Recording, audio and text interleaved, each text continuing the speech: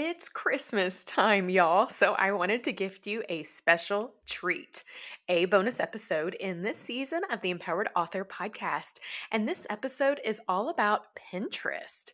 I am joined with the amazing Pinterest expert, Deb Gonzalez, and she shares so many nuggets of goodness. It's like a plate of delicious cookies that we've all been devouring. It is full of such goodness and sweetness. Pinterest, when used best, is an awesome evergreen option for authors to consider, and Deb shares the best strategies on how to tackle it. Let's dive in.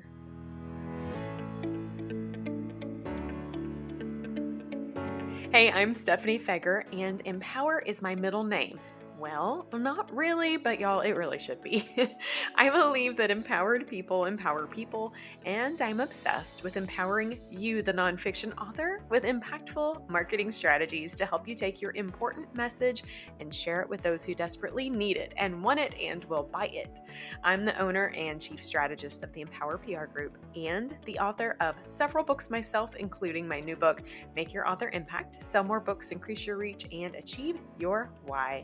I've been called, I feel like, to merge my love for reading books and writing books and marketing books to help nonfiction authors like you with laser-focused strategies and tactics to write books that sell, promote books to those who need and want them most, and build meaningful businesses from empowering messages.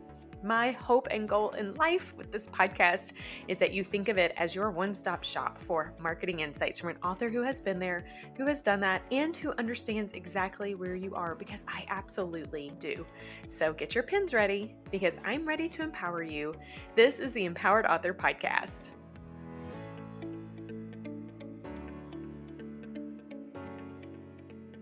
Deb, it is such a pleasure to have you be on the Empowered Author podcast. Thank you for joining. And I'm so excited because I've not met many people in the world who understand authors, who is an author themselves, and understands Pinterest. So I'm kind of excited that we're talking all day, all things authors and Pinterest today. Introduce yourself. I would love for those listening to know who you are and a little bit about how you got into this. Well, thank you so much for inviting me today. It's an honor to be with you. My name's Debbie Gonzalez, and I'm an author, I'm an educator, and I'm a Pinterest marketing specialist. I'm the author of Girls with Guts, The Road to Breaking Barriers and Bashing Records. It's a history of the female athlete from the first Olympic Games to present day. Encompasses the passage of Title IX. I'm an educator in that I have been in education for, over 35, 40 years. And I host a website called Guides by Deb, where I make educator guides for new releases. There's probably about 400 educator guides on there. They're all for free. They're amazing. And then my latest endeavor is Pinterest marketing, and I love it. I dedicated the pandemic to establishing a business, and it is thriving. Isn't it crazy how the pandemic can do that? For so many people, the pandemic, and I don't mean to underplay or downplay the severity and the sensitivity of what the pandemic has done for our world and in communities and individuals' lives, but I don't know about you, I've really found it to also be a freeing opportunity to let go of what you think you need to do and start doing what you're called to do and have fun with it. So that's awesome. I'm so glad to hear you did that. Absolutely, yes. And then I actually work with my daughter. So my daughter is my partner. That's so cool. We have a ball. And I feel like the reason why I've found such success in Pinterest, particularly working with authors, is the educator background. Because in a big part of Pinterest is analyzing content and keywording the content and finding ways to get that content to be searchable on the platform. Mm-hmm. So that's just like secondhand to me. I love it. You know, you and I connected. We're both members of a group coaching program, and we had the chance to connect and kind of, I don't know about you, but I fell in love with you. I think maybe the feeling's mutual. We just love one another. But a couple of things I thought were really cool about how our lives were interwoven. When you found out I homeschooled and you're a teacher, or you have an education background, it was like, oh my gosh, you understand me, I understand you. And when I learned about these kind of a curriculum booklets that you create, these workbooks, I got excited both from the perspective as a homeschool mom, always looking for a way to add value to my children's lives in meaningful ways and in creative ways. I think that's amazing. But also like from an author's perspective, knowing that and realizing and seeing you build a business and inspire others to realize your message on your book is not meant to stay in the book. It's meant to be lifted and be used and inspired and become a part of people. And I don't care, even though this podcast is primarily focused on nonfiction authors, that's true for fiction too, right? There's so much Absolutely. value on both sides. I definitely want to get into the guides that you do because I think those of y'all listening, this is a creative book marketing strategy in and of itself, outside of Pinterest. The guides that you do and guides that other authors could learn from and run with, that's a way to keep your book front and center and reach a new audience. Just like some of those curriculum things would reach me as a homeschool mom. Absolutely. And then for adult books Mm-hmm. too, I've done reading lists. I love that. And then oftentimes, or like, discussion questions for the book, oftentimes publishers want to publish those reading lists in the back of the book before it's, goes out on the Mm-hmm. shelves. So, Yeah, as a lead magnet. oh, absolutely. Absolutely. But I find too, in Pinterest and in marketing, and you probably find this too, is that as authors, and I think this is part of the reason why I'm finding great success too, because I am an author. But once we take ourselves out of the mix and really look at our message and how our message can serve our audience, then your audience, they're going to find you on Pinterest. 100%. So when people jump on Pinterest, they're not looking for Debbie Gonzalez. They're looking for athletic picture books, second grade. That's what they're looking Mm-hmm. for. And then they just happen to find my website. They happen to find me, then, that's great. So I love that, and I think that's a good segue into Pinterest, because if you are a Pinterest user or peruser, I go to Pinterest when I am looking for a solution. I have a problem, I need a solution. I have to cook dinner tonight and I want a healthy option. I am looking for some upcoming book lists that would be good for myself or my kids to read. Great. We have, on the homeschool front, I'm looking for something for to challenge my fourth grader. Great. Here's some options. Pinterest. I think that the kicker for me on how just people in general, but authors specifically, if you come to Pinterest with the wrong goals, you're not going to get the success outcomes you're looking for. So let's start there.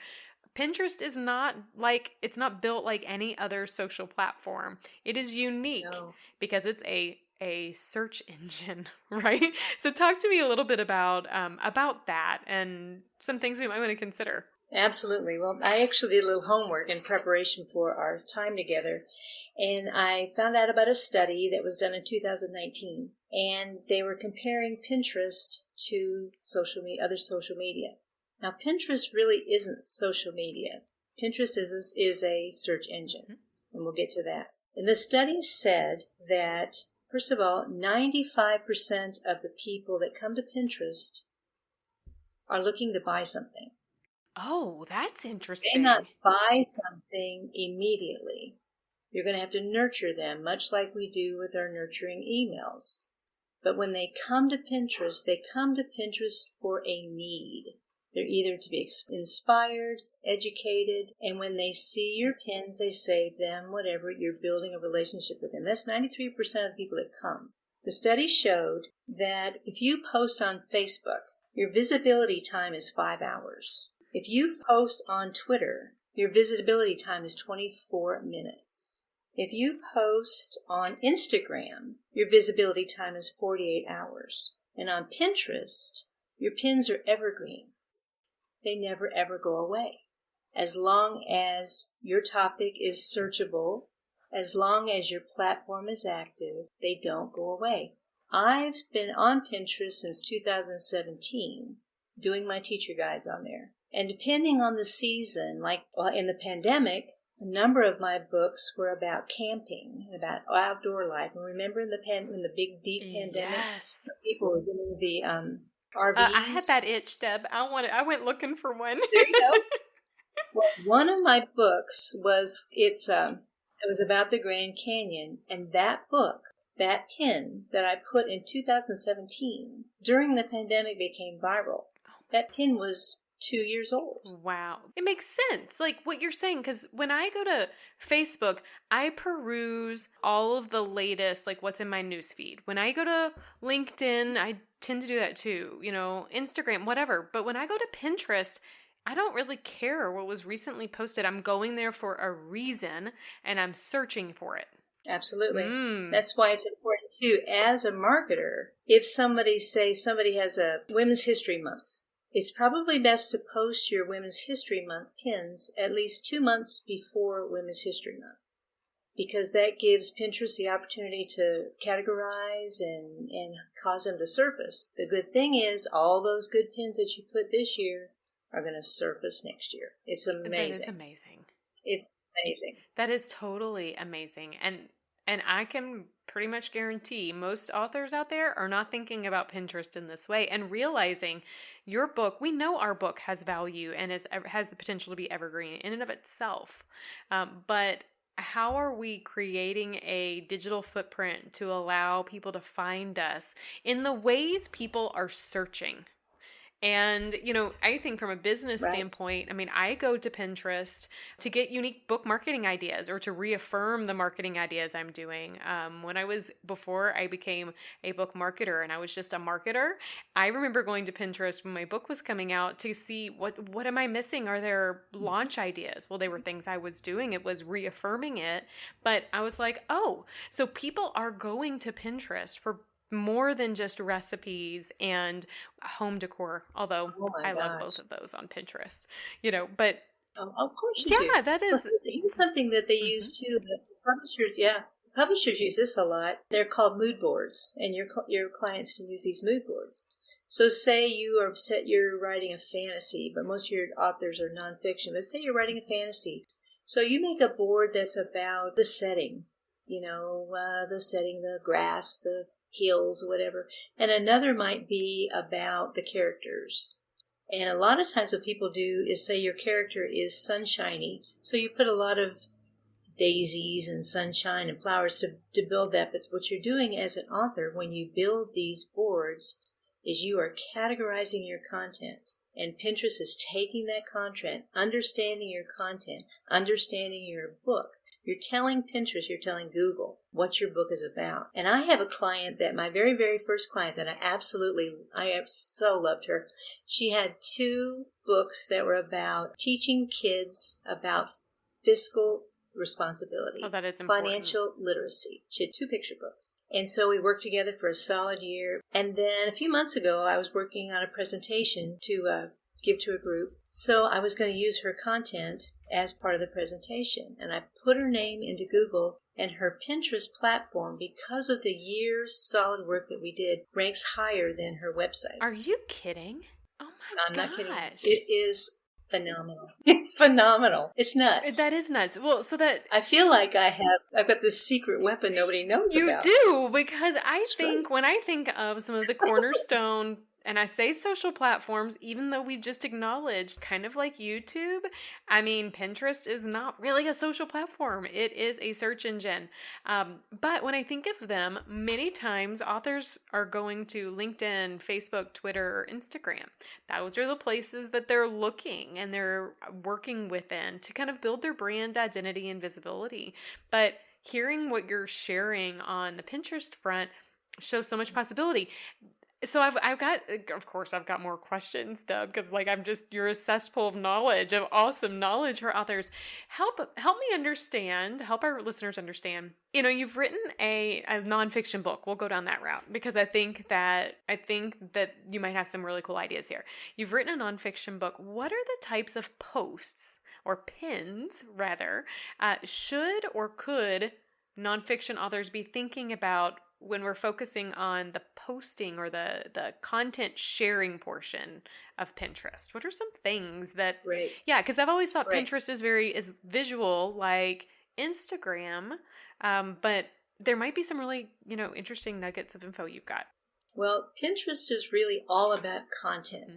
all about content. So what you're saying, say with my book is actually small vignettes of women throughout history who just by competing broke history, and they really had no idea. They did amazing things like following their passion for sports.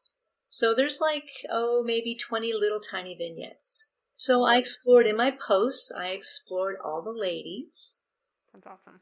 And then I explored the writing process. And then I explored? I explored the mindset issues that I had in marketing. I also explored my process in learning how to do different things. Oh, but that's cool. Because of Pinterest, you got to think about your audience. I hate to tell you, but they really don't care about you. No. They care about what's in it for them. So when I'm working with an author and they're like, well, I'm going to do this launch and it's going to be great, that's fantastic, but I have to say, so what to the audience? What are they going to get out of it? A lot of my clients do school visits, and they want to have school visits. Well, that's fantastic, and that is wonderful. What is the child going to get out of it? And then we come from meeting that need. Say you're connecting on a social emotional level. Maybe you're going to be talking about anti-bullying. Maybe you're going to be talking about high-level creativity. Something that then for you as a mom will say, picture books about anti-bullying information, that kind of a thing. You have to think about your stuff, and it takes time. Pinterest is not a fast game. It's a long game. So people who want to market on Pinterest, they need to understand that it's a long game, but it is worth it. I always tell authors I work with, if you're looking for a get-rich-quick scheme, I'm not sure writing a book is the right solution. And I also think it's not. And I also think that if that's your goal, long-term momentum that the right kind of marketing can do, it's not we live in a world of fast food, of like, I want to lose weight today, all these things, but that really shouldn't be your goal. And I know it feels counterintuitive, but the long-term game of content sharing and inbound marketing, like what you're talking about, will allow for long-term momentum and sustainability, but it will work. You just have to do it, and it's about being consistent. And I love it when I'm working with a new client and we're creating their platform. On Pinterest, there's boards. There's pins and boards. And you come into the boards. And I want those boards to look like their story. So say one of your clients jump on my platform, they're going to get a sense of who I am, and then hopefully they're going to be interested. And see, it's a self-discovery process to even create a platform that's going to be intriguing. It's so different than thinking about, but I find too that my clients who work with Pinterest, and then maybe they want to do a Facebook ad campaign, or they want to do something, they are coming at it with a whole different understanding of their audience. It's going to be more effective. Well, so before we pressed record, you said something that I thought was brilliant about how individuals authors who are leveraging Pinterest and are doing it truly engaging on Pinterest will walk away with a clearer understanding of their reader and their value to the reader and how they fit in the mix, because of the importance of understanding what your board looks like and the types of pins you do. And that is a methodical process. Absolutely. There's a process of getting to understand their content. There's a process of getting to understand them, getting a process, understanding a shared goal. Well, all of that can really be defined in a well-developed Pinterest platform with clear strategy to understand. And it's just so much fun. It is so much fun. I know. Hey, and we should all have fun in what we're doing, especially when it comes to marketing, where most people get all uncomfortable and run away from it. If you can find that it's something you enjoy, oh my gosh, imagine how much more you will do of it. Well, I always tell authors, when it comes to marketing, there's so many shiny new objects that you could go after. And I, try to give you guardrails and focus on what is worth your energy today. But part of that is a mixture of, where do your readers and potential clients live, and what do you enjoy? Let's say they live on Facebook, but you can't stand the drama that's on Facebook. Because let's be real, Deb. Like, I don't know about you, my Facebook tends to always be filled with drama. Yeah. Then they'll be somewhere else too. We'll figure it out. Like, there's a way around it. So it's this happy medium of finding out where they Right. go, but also what you enjoy doing. Because if you enjoy doing it, you will continue doing it. And like we just mentioned, social media and using that as a visibility strategy and engagement strategy in your platform building shouldn't be a seasonal thing. Like, you're on it for a month and you're off for 3. Like, you've got to remain connected and engaged. That is where the conversion lies. I'm curious because Pinterest is not a strength of mine personally on the author space, but I'm like so excited to go and dive in now. When you're doing pins, which types of pin are there certain pins that you find get more engagement? Like, should you pin your blogs? Should you pin direct links to your book? Should you pin inspirational memes? Are there specific things that you find from an author standpoint that people really love? It depends on the content. It depends on the book. But what's really a wonderful thing is that, say you wrote a blog and the blog post has got 5 points, 5 ways to teach empathy to children. We can take that one blog post that you worked on that most of us are like, oh my gosh, gotta write blog posts. I can make memes out of that. I can make video pins out of that. Oh. I can make idea pins out of that. I can make blog pins after that. So you can look at a post and you can come at it from so many different ways that I can make 7 or 8 different kinds of pins for one well-crafted blog post. So it really maximizes your content marketing efforts. So then say my client, okay, we're going to, this is a great post, can't wait.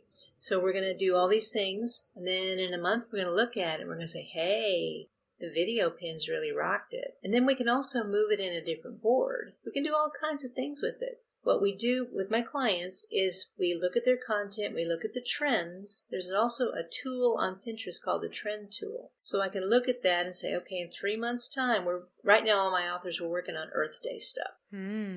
Earth Day stuff, doing a big campaign with all of my authors, a summer reading book club.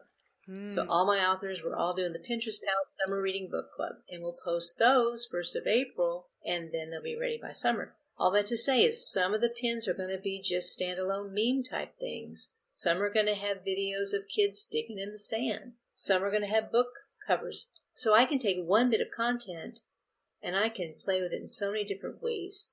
And then you can buy ads too. You can purchase ads. You can promote them.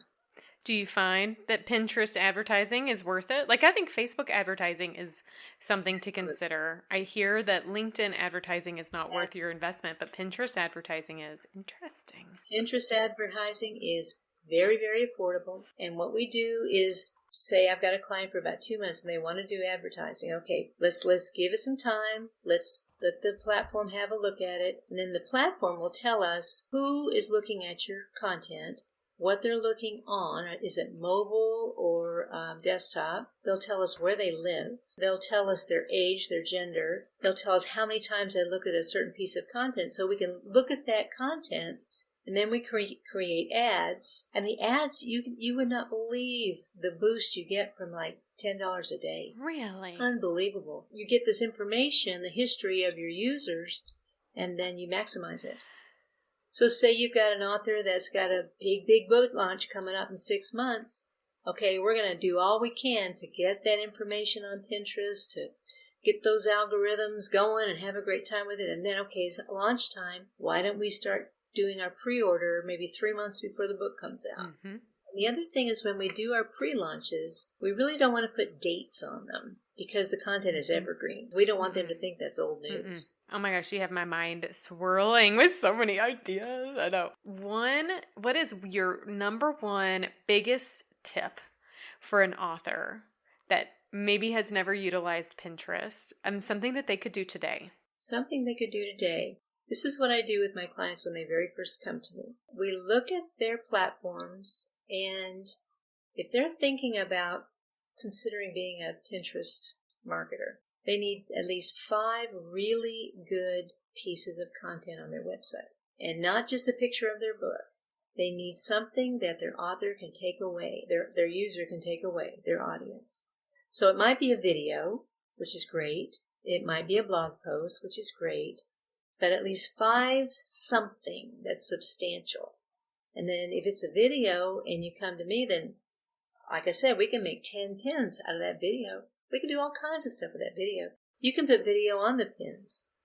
Oh, I'm so excited.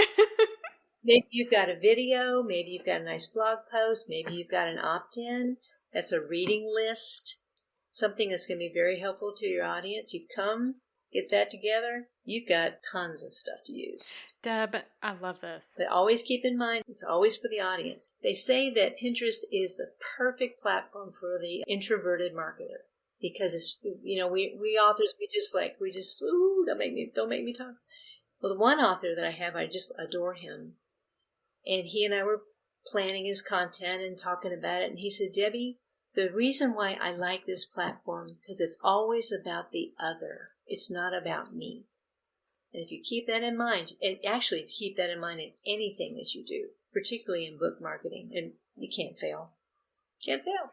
No, it's always about giving value. And if you're giving value first, then your reader, your potential clients, individuals who might be hiring you to speak, they're going to see that value and they're going to soak it up and realize that you really care about them.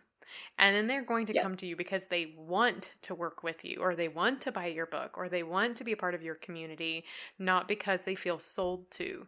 And I love, everything you just shared, because it's true. It is true. We live in a world where people are selling to us every 5 minutes. And I don't know about you. If I get asked one more time to go to a party someone is having because I know they need to hit I'm going to go insane. I don't want to do that. Please, no, don't sell to me. But if you have something that I need, you're a solution to a problem I have, then I would love to support and invest and leverage you. And it sounds like Pinterest is just a really great tool.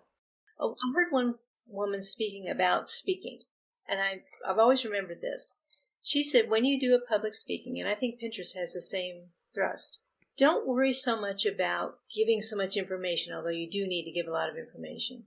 Because when people come away from the situation, they're not going to remember so much what you said, but how you made them feel. And did you make them feel interested? Did you make them feel inspired? Well, we live in a world of connection. Absolutely. And you're right.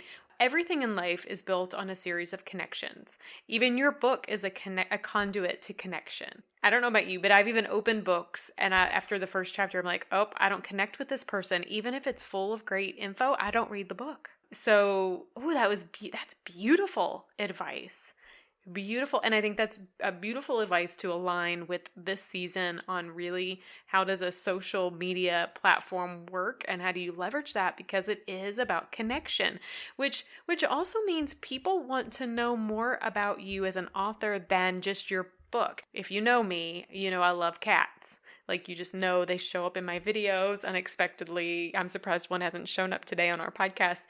And I actually, in my Pinterest, on my board, I have a board on cats. And I thought, you know what? I think it's important that people know this about my personality. But weirdly enough, I draw people who don't totally despise animals or cats, right?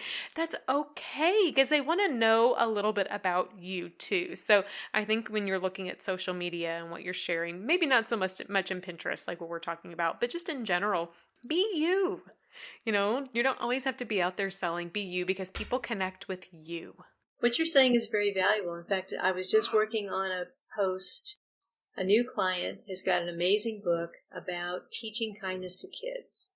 And she's got a lot. She actually co-authored a book with her daughter. So I'm looking at their blog posts and I'm creating the description portion of their pin. So it's a lot of copywriting. So they're talking about their relationship and how their relationship ends as a part of this blog post. So I can say co-authors, parent and mother-daughter co-author team explored this in this blog post.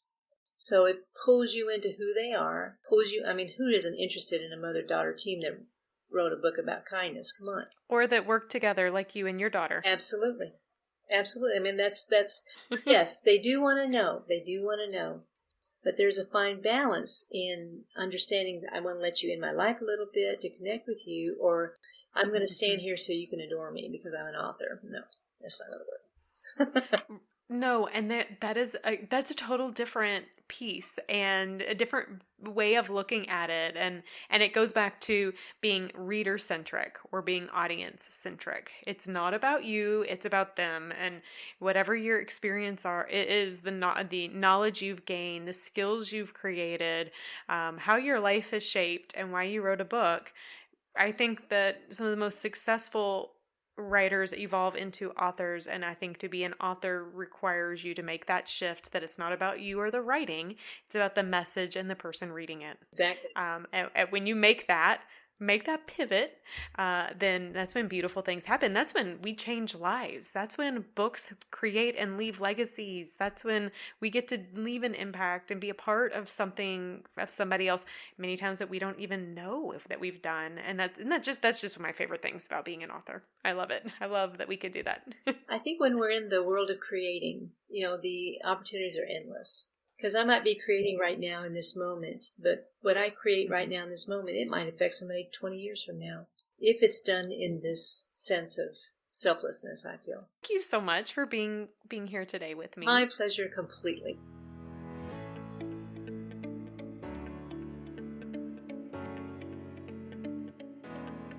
Pinterest is a search engine, and an evergreen one at that. I was feverishly taking notes throughout my interview with Deb too, as I'm sure you were, and I am going to start trying many of the recommendations she so graciously shared with us today.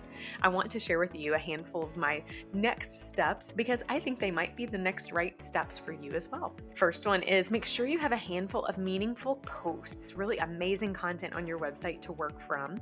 And then secondly, work smarter, not harder on leveraging that content for multiple pins. The third takeaway for me was to really know your target reader and what they are searching for and when. Oh, and speaking of that, you want to be thinking ahead. You want to make sure you have pins out there several months before your readers are looking for them. All right, remember, we have a handy tool this season to help you out, so visit empowerprgroup.com/social media to download the author's guide to the social dilemma. Also, we are here to help, and we would be happy to introduce you to Deb too if you think Pinterest might be a good fit for you. We love social media over here, and we love ensuring that it is methodical and strategic in how you do your business. Reach out to us, empowerprgroup.com/connect, and we can have a little chit chat about it. Okay, author friend, thank you so much for listening today and for saying yes to becoming empowered. You know, I'm a believer that empowered people empower people. I've had such a joy empowering you this year and today, and it is your turn now to empower others.